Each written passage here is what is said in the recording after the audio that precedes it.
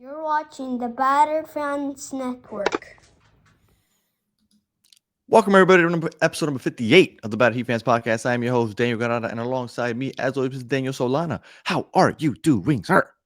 Doing terrible, man. Went to the game last night. Of course, the game that I choose to go to is probably the worst, if not the second worst, home game of the entire season. If you put that Cleveland Cavaliers loss that you remember back in November, where they played with absolutely nobody. But I thought going into the game last night, I was driving to the arena. I looked at who was out, who was in, and I was like, oh, this is going to be a cinch. I thought the Heat were going to go streaking.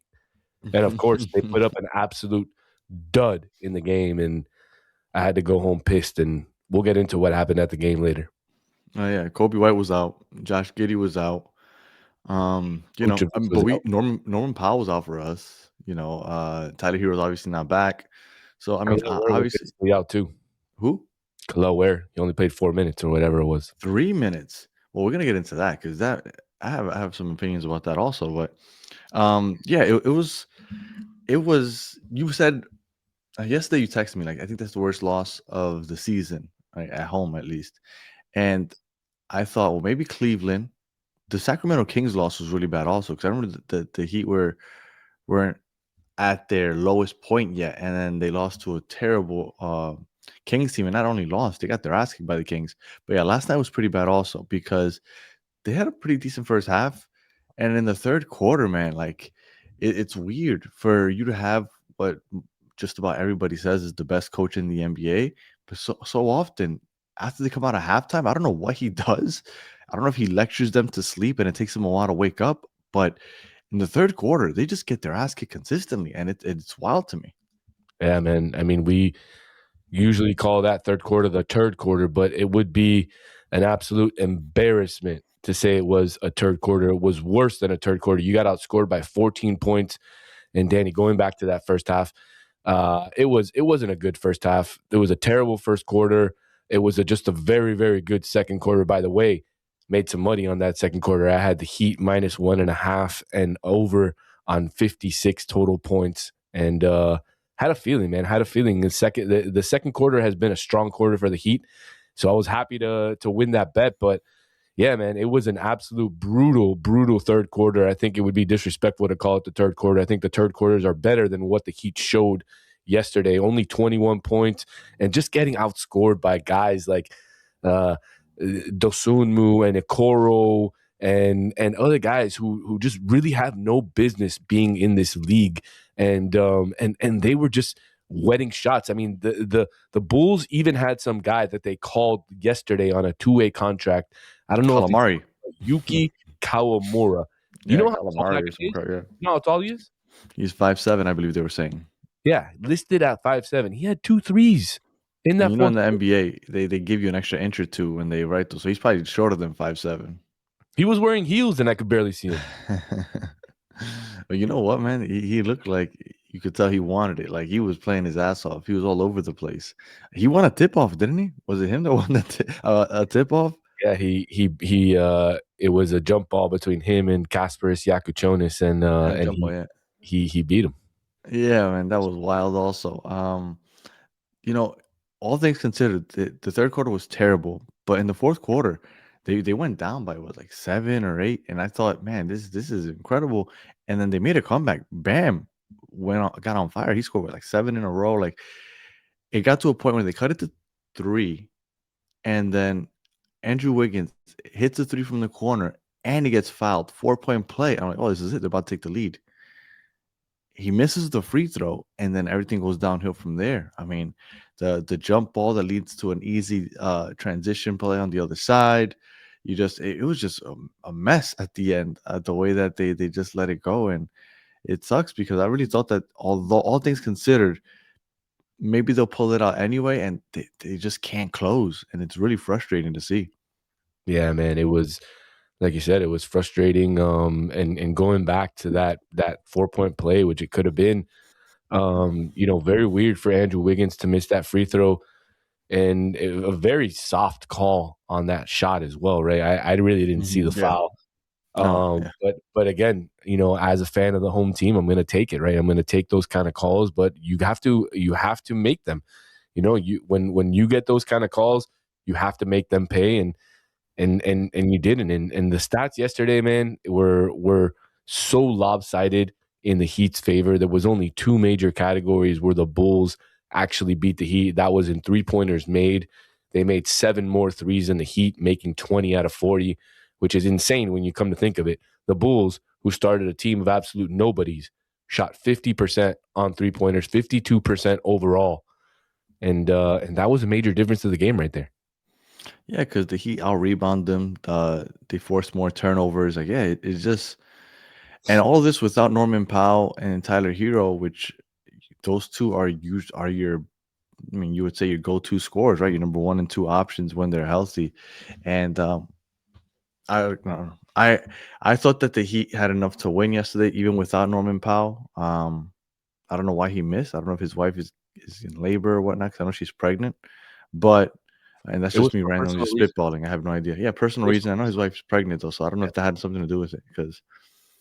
But regardless, it was a bad loss, and I know I've been talking here for a while now about the next few games and how February starts a soft schedule. But guess what? Today's February 1st, and they got to pick it up now.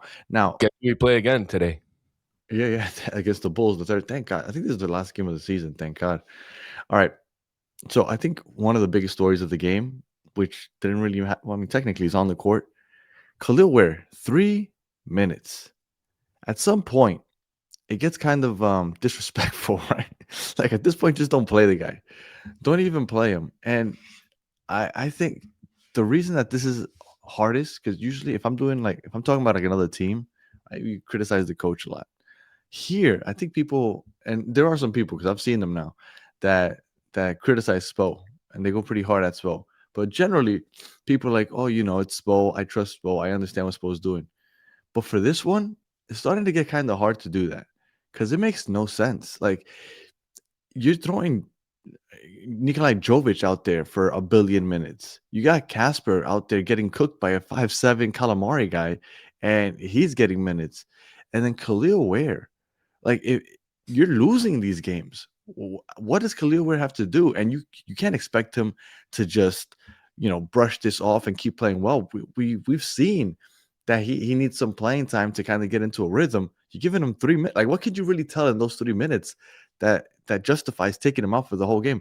Like, it's just wild to me. I don't understand what's going on with Spo. Like, it has to be some weird stuff going on that we don't know about, like behind the scenes, because it makes absolutely no sense. At this point, it's not him trying to get the most out of Khalil Ware. At this point, it almost just seems petty.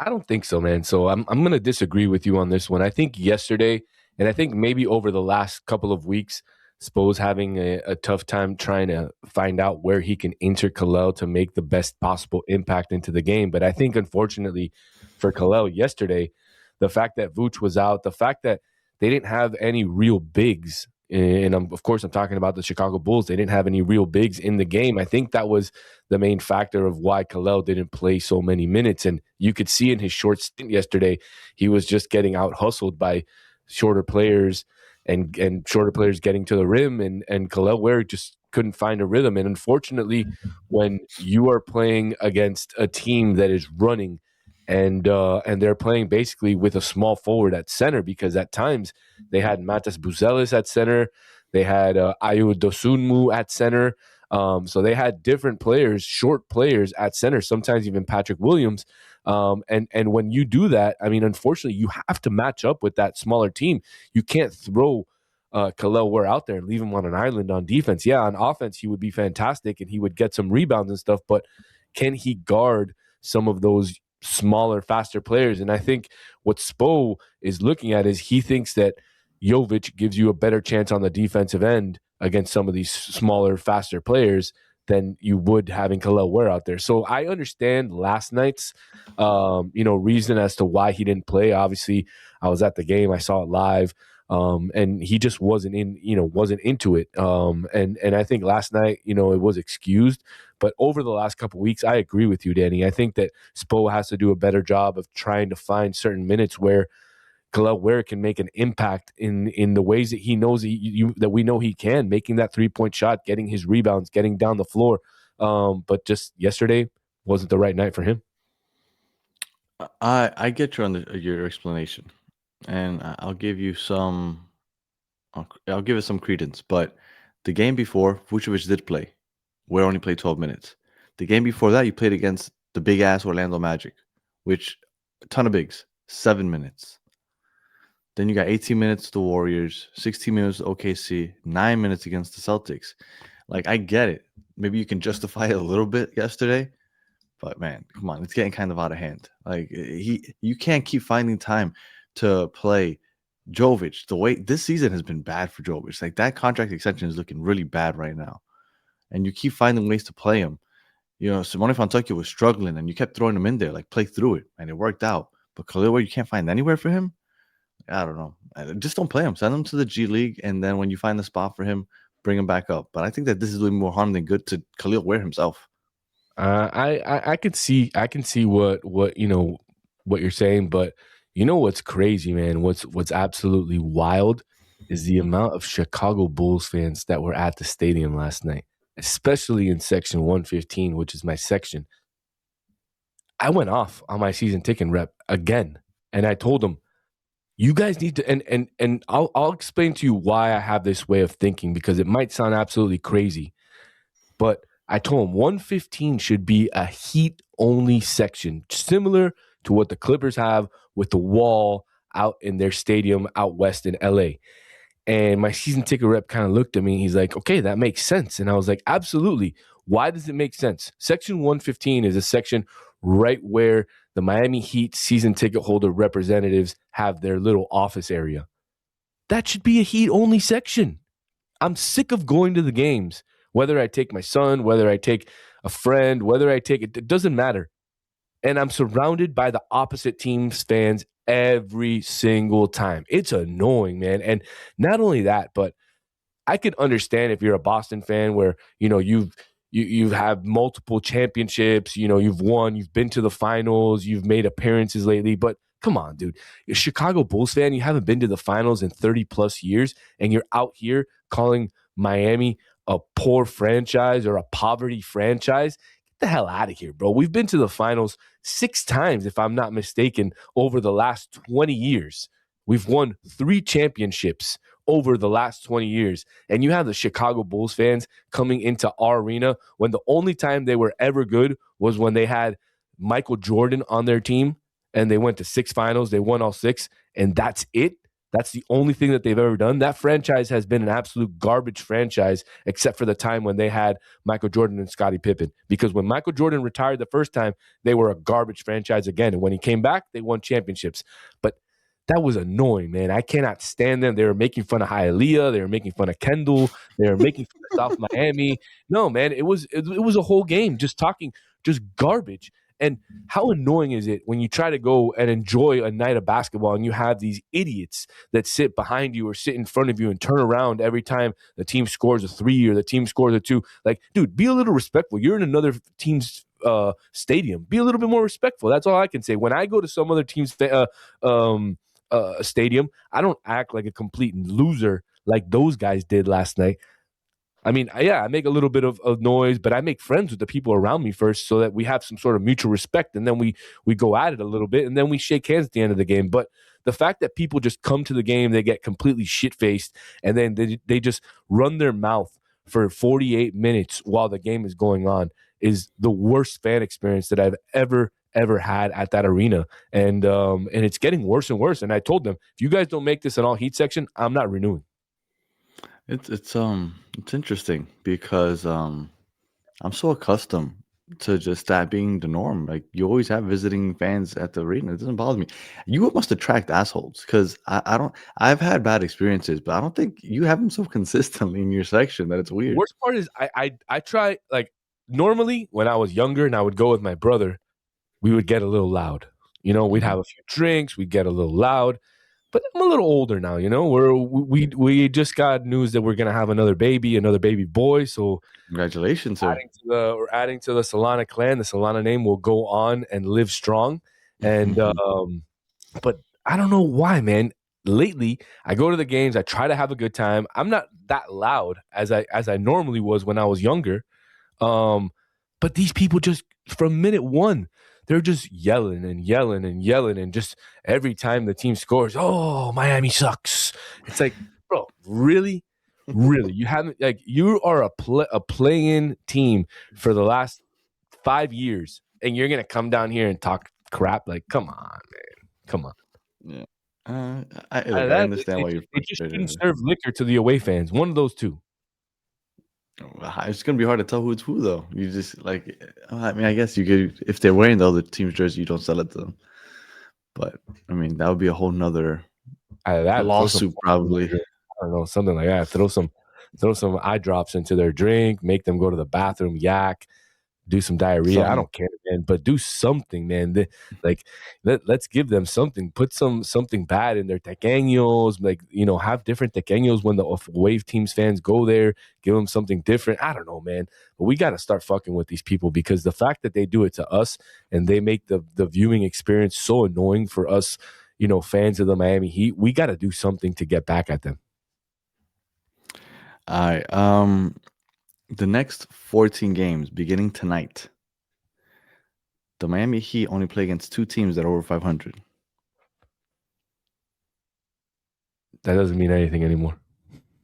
After what we saw last night, after the Kings game, after the Cavs game, that doesn't mean anything anymore, Danny. Unfortunately, they are consistently inconsistent, and the only thing that we can – I mean, I can't even say I think we're going to go streaking within those 14 games, because I'm so unsure of the Heat winning back-to-back games that it's going to be tough. But, yeah, man, it like you said, the schedule does get a little bit lighter right now before and after the All-Star break, and the Heat have a chance to make a run, especially if they go out and get Giannis, which we haven't heard anything over the last few days. No, and that'll be settled by Thursday. We have 2 games before then. And I mean, sometimes when things like this are happening, some players start, not performing at their highest because they're mentally, not there because they have so many other things in their head. Am I going to get traded? Whatnot. I don't know if that's happening either, but I mean, Tyler Hero will be one of those players. Jaime Jaquez is one of those players, and he balled out. He's like one of the few that balled out yesterday. So I don't know. It's hard to pinpoint this inconsistency, honestly. One thing's for sure, Khalil Ware will play another 2 minutes tonight. All right, Solana, any final words before we sign off here? I mean, it was an absolutely brutal game, man, but I was happy at the end of the night. I won 2 out of my 3 bets, made some money, and yeah, man, I had Bam 15-9. He had a great fourth quarter. I was sweating it out on that one. And then shout out to Bam. Look, we didn't talk about him too much, but he came alive in the fourth, and there was 1-3 that I thought was for sure going to go in after he had already had like those 7 in a row, whatnot, but hit the back of the rim. But I'm happy with what I've been seeing from Bam recently. He's getting a little more aggressive. Put a superstar next to him, and we're cooking. Absolutely. I mean, I think he's been All-Star Bam for the last 3 weeks, and look, when the team has needed him most, he's put the cape on and become Superman. Yeah. Recently. Yeah. Let's be clear. Yeah, because if now we're going to get all those fans in the comments saying, hey, you guys love Bam so much, and we got to trade him, but you guys love him. And guys, recently. Mm-hmm. All right. We'll be back tomorrow talking about the final game, right? It's the rubber match. They're 1-1 in this series, so we'll see who gets the third game tonight. If you're listening on audio, appreciate you listening to the end. Please leave 5 stars in a comment. If you're watching on YouTube, like and subscribe. And we'll be back tomorrow recapping the third game. So until the next one, have a good one.